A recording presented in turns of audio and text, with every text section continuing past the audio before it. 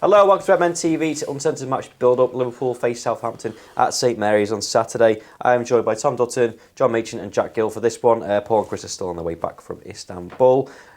Tom, straight into it. Massive test that after Chelsea to go away to Southampton. Yeah, massive test. Not a big turnaround, is it? I mean, you can take a load of positives from just winning a trophy. I think you're coming into a Premier League must-win game, as they all are, but you're coming off the back of a hard-fought victory. It would have been different if you're doing all that running, you come away with nothing in the end, but we haven't. We've come back with a trophy, top of the pile once again, and I'm looking forward to seeing how we bounce back from that. It's been a long time since I've seen Liverpool play in a trophy, win a trophy, and then go into a domestic game. And I honestly think we'll go back, have our fun on the plane back, but you've got to get straight back into the mentality of now you've got to do it again. Yeah. And I trust in this team to be able to do that. John, it's really good to have that mentality of winning something when you come back, but it doesn't always compensate. Up your legs, doesn't always compensate for that, does it? And we went on the final word.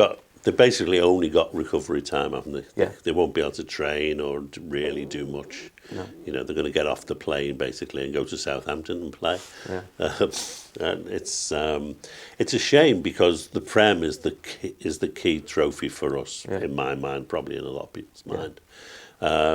And to have that sort of derailed almost before we've even started because of having to go to Istanbul and play 2 hours and a penalty shootout and be up till 2 a.m. You know, anyway, as you say, you've just got to get on and do it. Yeah.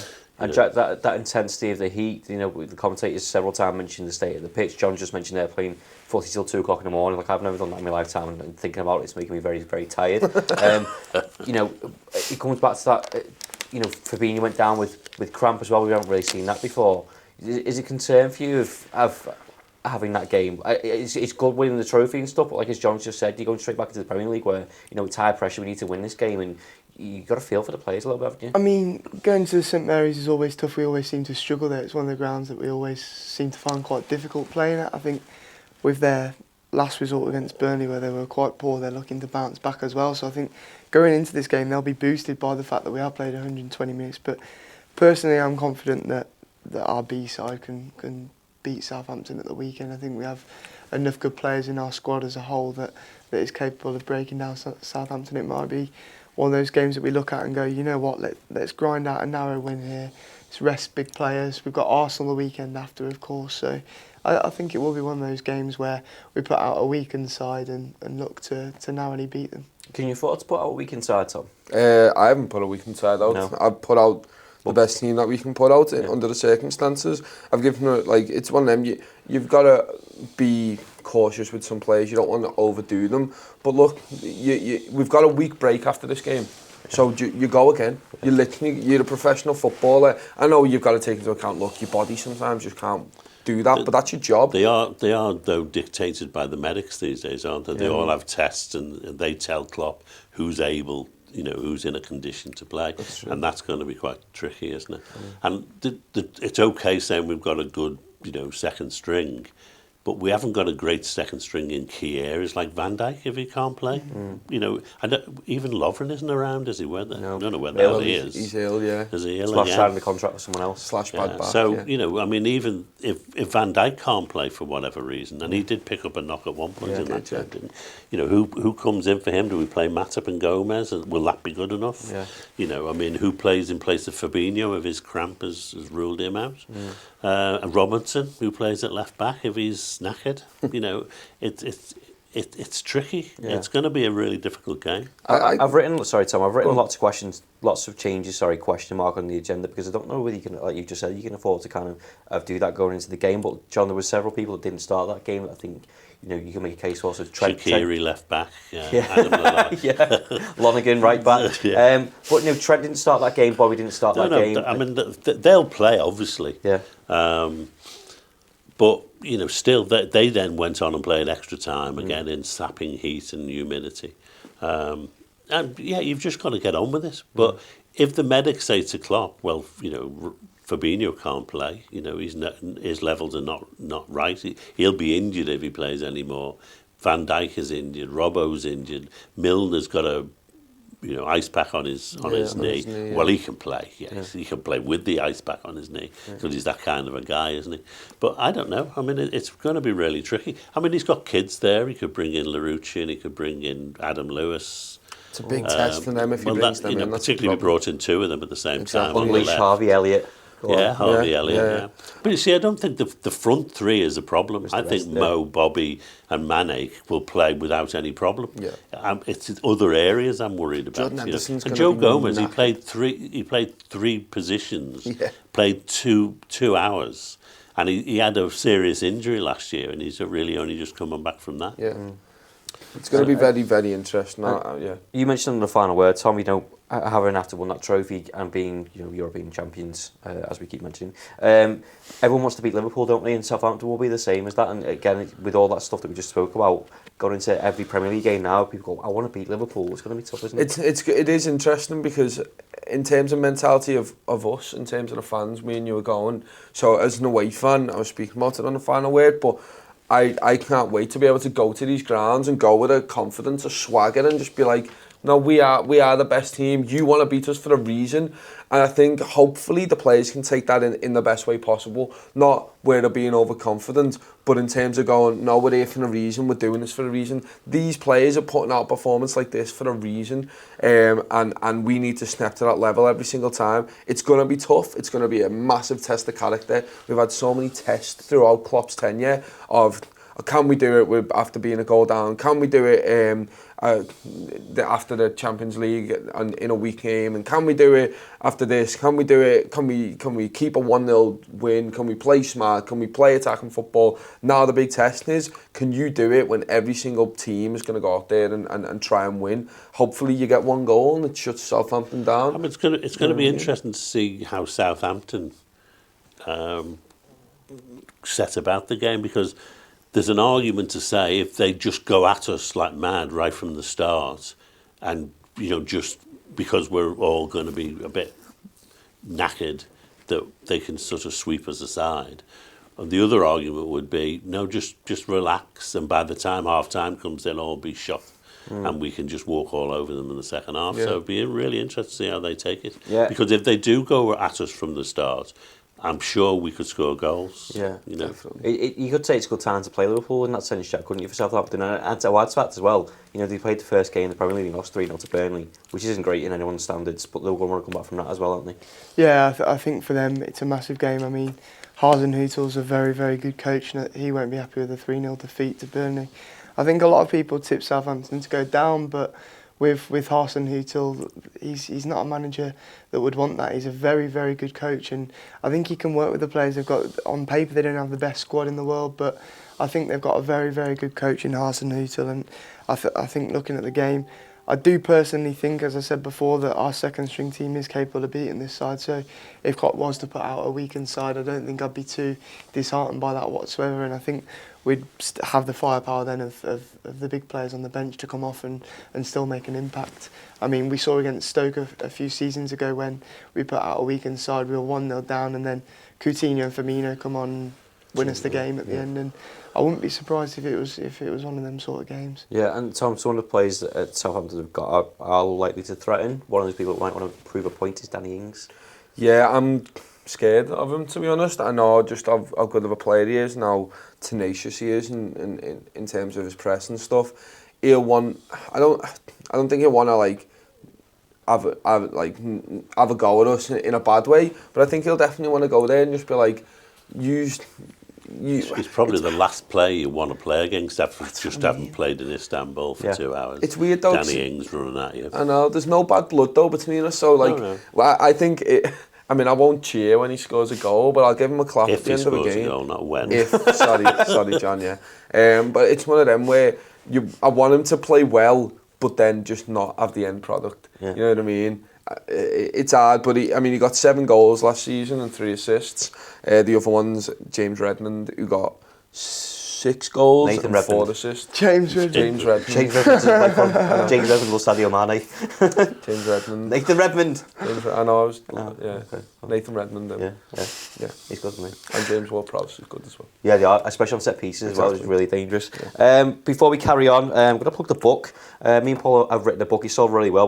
We had 300 and they've sold out. We're doing a second run, so you want one of these, you can have one. It's also available on Kindle and iBooks as well. We'll put all the links in the description. And we're going to attempt to do preferred 11s. Of some sort, because it's really difficult. Jack, I'm going to start with you. I think people are going to hate me for this because I've gone very much changed. I've gone Adrian at the back, Trent back in at right back. I've gone with Matip and Van Dijk centre backs. I think Gomez played too much in too many positions. I think it's important to rest him.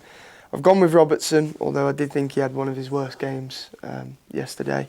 Then I've gone with Lallana in the 6, Gini and Ox. So you can play the 4-2-3-1 in how I've gone here. And then Shaqiri, Firmino, Origi. Oh. That's what I've gone with. Because I just think, Mane came back. He's then played a lot of football. We've got Arsenal in a week's time. I think Salah's the same, where they could just do with the rest. And I'd rather rest them now against Southampton when it's early on in the season. Teams like that are still looking to adapt. Will probably still do well, and I'd rather rest them for say 60, 70 minutes now than lose them for 2-3 months. You just explained the front three. That's not what I want you to explain. Lallana in the 6. I mean, Lallana in the 6, I think against Lyon was incredible. Yeah. And I think it's one of them that Klopp is very keen to try. He's very keen to show us that Lallana is actually a good player that we need in our squad. And I think it's one of them games where Southampton, as a number 10, do you have anyone that's going to threaten too much? You've got Van Dijk behind, obviously. The only thing I'd worry about is would you play Lallana in the 6 when you haven't got Alisson in goal and in a Premier League game, of course. I do think that is difficult, but I think obviously if it's not working, you have Gini there as well, who you can then put in the 6, and then you can move Lallana to midfield. And I think that team is very capable of doing different things. You can play the 4-3-3, you can play the 4-2-3-1. Obviously, you've got Shaqiri, Firmino, Origi, who are very diverse players themselves. Shaqiri can drop back into the 8, and Oxlade-Chamberlain can go out wide. It's a team that is very flexible, and Klopp can change quite a lot. I do not think at all that Klopp will go with this team, but it's something that would be very experimental, and I think that team is probably capable of beating Southampton. John, do you go along with that, or are you going all out? I put Gomez in simply because it's preferred 11 and I prefer Gomez. Yeah. So otherwise the same defence. I put Gini in the 6. Yeah. I put Hendo on because I can't really think of anyone else to put in there. Lallana as well in midfield. I think Ox could probably play, but I don't think he's going to contribute for more than about half an hour. Yeah. Really. So I don't know whether he'd be better off coming on later on. And I think the front three are the super front three. That's my preferred 3, and I'm sticking with it. Tom? I've gone Trent, Matip, Van Dijk, Robbo. Fabinho keeps in there, to be honest. I know he had cramp, but I think he just plays. I think Gini comes back in, and then it's a toss-up between Oxlade-Chamberlain and Adam Lallana. I think Henderson needs a break, to be honest with you, in my mind. But I think we need someone who's willing to break the lines and go further on. It's one of Oxlade-Chamberlain and Lallana, and then it's the same front 3 for the same reasons as John. I think you just got to go out there and smash them off the park. And I know we're tired, but you've just got to go out there and do the job. We're good enough. We've got a week break. Yeah. You know what I mean? I think you just go out there and do it. It's very difficult to balance, isn't it, John? Because we did. I tried to write down our starting 11s. I think we all scribbled out several times. But to get that balance right of having the quality in there and the confidence of those players, like Adam Lallana in the 6 is probably a valid argument. But like I don't take great confidence in that, because every game is must win. Not saying you're wrong, but going to a hard game. Of course, it's Southampton, of course. So yeah. our Southampton players always get a bit of a rough time when they go to Southampton, don't they? So I'm not really sure I'd like him in the firing line there, because if things go wrong... He gets booed as well, doesn't he, when he goes there? It's a bit baffled. I do think, though, for me it's important to bear in mind that Arsenal game in a week's time, and sometimes when you've played 3 games in a week, 3 difficult games where it's the first game of the season against Norwich, and yeah, maybe the second half we were able to take our foot off the gas a bit, but still we played some good football in that second half. We played 120 minutes against Chelsea. I just think it's one of them where we play against Southampton. If we put out our strongest side, say Southampton push our strongest side, and we have to play strong football for 90 minutes to get that win with our best 11 out, I think that week's break can be very harmful, and we can go into that Arsenal game struggling. I think Arsenal have been boosted by probably one of their best transfer windows of recent years, the last decade for sure, probably. And I just think it's one of them where we need to have that in mind, and I think with the likes of Mane, Salah on the bench, we can look at it as Southampton, most likely, touch wood, aren't going to be 2-3-0 up at half-time or anything. So if it's not going well in the first half, we then turn to the bench, where we're going to have a strong bench and go, now do the job. I mean, the trouble we've got is that you need to be perfect to win the Premiership. And therefore we can't afford any slip-ups in this game. And I think this is probably our toughest game.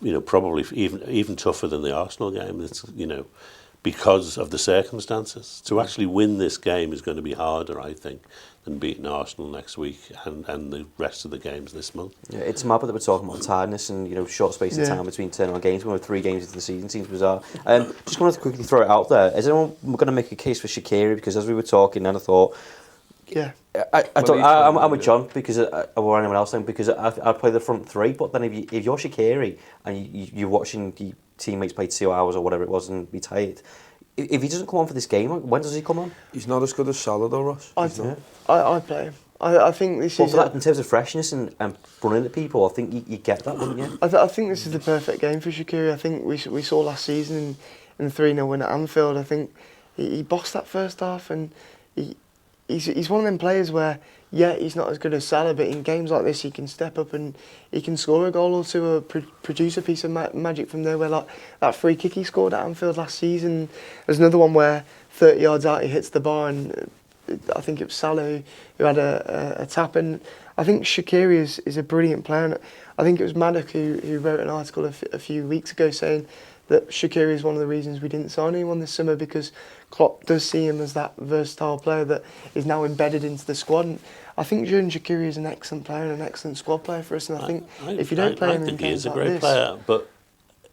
And I think if you decide that Mo needs a rest, then play Shaqiri. The trouble is, I'm not so sure that Mo does need a rest. I think the players that need rest are the midfield players and the defenders. And Shaqiri isn't a help to you in that situation, is it? Nor is Lallana particularly, or Ox. Don't forget the front 3 played more minutes this season than last season. Than anyone else. They had long summers, and I think it will catch up with them at some point. I think they need to be very well managed throughout the season.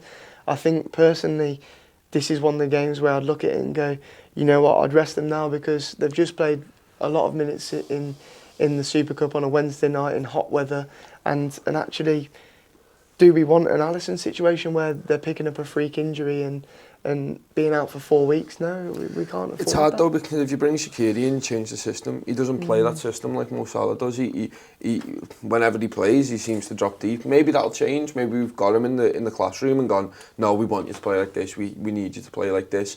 But it always seems like he drops a bit deep, and he's the player who plays the ball over the top. So if you're playing Shaqiri, I think you've got to play Bobby and Mane. You've got to. I don't just purely for the runners and that the way that we move and how fluid we are there. It's the ball over the top, the diagonal that Shaqiri can play to Mane is so dangerous. With Bobby's running and the midfield runners, then fair enough, if Shaqiri comes in, that could work. I just think Salah's so good as well at being that outlet ball for the right back, and the outlet ball from Virgil van Dijk in the centre-back, and spraying them passes, and it gives us such an extra dimension that I think if Shaqiri's dropping deep, I don't know if we have that outlet, and that's just one worry for me, but he is good. If he plays, I'll be happy with it. I can see Klopp going with 2 of our front 3, but I do think he will rest one of the front 3, I really do. I think Bobby is almost certain to start because he was rested obviously in Turkey, but I think one of them does get rest. You can always make a case for Origi in that sense as well. And one we don't know the case of is Naby Keita. Would be dead helpful if he was fit. But again, can you risk him? And there's the frustration there. You know, saying before, John of having those midfielders that are knackered, I mean, one of the problems we have in that midfield three is who you're playing. You're almost shoehorning players. Absolutely. I mean, if you look at that game against Chelsea, our midfield was overrun in the first half. You know, Keita would have been a real asset in that game. So the sooner we get him fit, the better. But you know, he's injured so much, isn't he? Yeah, I feel sorry. He's not kicking people since he arrived at Liverpool. He used to do that a lot. You know, he used to get sent off a lot, and doesn't do that at all. Now maybe he should. Maybe just hurt maybe he people needs to before play they his normal game instead He's of hurting himself now, John. Yeah, that's the problem. That's the problem. Yeah. Yeah, He needs so to stop. really difficult. Let us know your preferred 11s in the comments below and how many times you changed it, because we had a bit of a nightmare. But as always, we like to cover the other views of other teams, don't we? Chris caught up with Freddie from the Ugly Inside. Here's a little clip. But we got this chap called Kevin Danso, and we were Danso in the streets when he was announced. Big, tall, strapping centre-half, 20 years old, from Augsburg, Austrian international. Hopefully he is the answer to our problems, because that's really what we've been lacking, is a bit of leadership at the back. You used to have a really good centre-half, didn't you? Some bloke, Dutch bloke, can't remember his name. Virgil, maybe. Virgil van Dijk. Virgin Media? We're sponsored by Virgin Media. Have you literally been crying out for someone since we bought him off, yeah? Absolutely, yeah, 100%. If you look at the current crop, we've got Jan Bednarek's probably the best of them at the moment, but you've got to look at Jack Stevens, not injury prone, error prone. Yoshida's got a few errors in him. Vestergaard, tallest man in the Premier League, can't header a ball at the weekend. It was like a comedy of errors, honestly, watching the same old Saints really at the weekend. And then you've got Wesley Hoot, who seems to be surplus to requirements. So there you go, lots to look forward to against Southampton. If you want more info on the Southampton side, go and watch that full video. Be out on the website. Tom, we're going down to the game. We're looking forward to it, as you mentioned before. A nice little trip to Southampton. Well, I just want to see what the away's like. I've seen what the home's like now, and the reception that the team got, because they deserve it. And the aways have always been fantastic for me. I love going to watch Liverpool away, because the travelling fans just never stop singing. It's what I love about Liverpool and its fan base, is the away fans are spectacular. That's why going to Europe and going to these far-flung reaches of the world is fantastic, because we get to show people our culture in terms of that matchday experience. I cannot wait. We are going to bring it to Southampton as a team, but also as a fan base, and I'm really looking forward to this game. If you want to join us on that trip, stay tuned to the social and Redmen TV on Saturday. We'll keep you updated of what we're doing and what stop we're at on the motorway, and what burger we're having for breakfast. Probably. What Mackey's meal. Rival fixtures, John. There's some big games this weekend. Arsenal, City Tottenham's the big one, isn't it? So Arsenal, Burnley, R12 Saturday. City, Spurs, 5:30 on Saturday. I'm gutted we're going to miss that, because we're going to be travelling back. Get it on the radio. We'll bang it on the car. But again, so early on in the season, John, that's massive, isn't it? That's a sort of grudge game as well, that, isn't it? And then Chelsea-Leicester's not an easy game either, because Leicester look really good under Brendan Rodgers. They play attacking football. Chelsea, again, might be the same position as Southampton, of being knackered from a midweek game. So, if people around us can drop points, it puts even more pressure on us being Southampton. I mean, obviously Chelsea have that transfer embargo, so they haven't brought in loads of players. No. They did get 7,000 people back off loan now. Yeah, it's true. And the final one Monday night is another big game, Jack. Wolves versus United, and I fancy Wolves on that one. You know what? Wolves were so good United against top six sides last season, and I wouldn't be surprised if they did it again. And it would be bloody good after all the shit United fans have been giving this week after beating Chelsea 4-0. It'd be good to just knock them down again, because they've won one game and you'd think they've won trophies again, because the amount of people are going on about that 4-0 victory. I've not heard the end of it all week. They're all tough games, to be honest. Harry Maguire's the best thing since sliced bread, apparently. Yeah. Well, they're like Burnley against Arsenal are going to do what they did against us and just bully us. Just literally try and hurt us. It's going to be tough for Arsenal. City versus Spurs is going to be a massive game, and either team could win that. I think Spurs. My only worry about Wolves is that they're in Europe, aren't they? And a bit like Burnley last year, it can take it out. Yeah. And they went.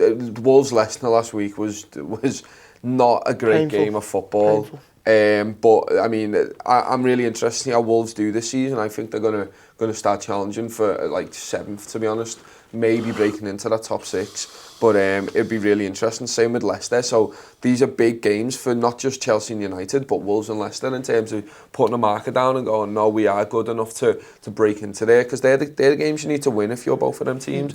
You want to break into top 6. You think you're good enough. You're putting in so much money and you're getting all these great players and your manager and what have you. You've got to beat these teams. You've got to look at it as at least one of our top 6 rivals are going to lose points this week, and it's very important to look at it as, you know, United and Chelsea, probably 2 of the teams that you look are most likely to drop out of that top 6. They're playing against 2 sides looking to push into the top 6. You've got Man City playing Tottenham, possibly 2 of our title rivals, not just top 4, top 6 rivals, title rivals. If that's a draw, that's perfect for us, really. Both sides dropping points. Arsenal playing Burnley, it's one of the teams they always do bad against, one of their bogey teams. So I think it could be a good week for Liverpool. I think we could end this week top of the league. Oh. I know it's 2 games in, but we'll take Liverpool it. top of the league. There you go. And the European Trophy top of the league. It'll be a nice little week. Score predictions, Jack. 2-1. John. 2-0. 2-1, yeah. Danny Ings gets a goal. I just don't see our defence holding it out to me 3. neither. And we have the best defence, but I just don't see it happening yet. It takes a while. I'll go 3-1. Parbiel's going to come score. Substitution going to come and score. Let us know your score predictions in the comments below, along with your preferred 11s, and again how many times that you changed it. As mentioned, me and Tom will be down there to join us for that. There's loads of content out on the website. We've done the final word earlier today. Man of the Match podcast will be out there today. Lots more build up for the Southampton game. Loads of written content, opposition review, all that stuff. So go and watch that, and we'll see you very soon. Thank you very much.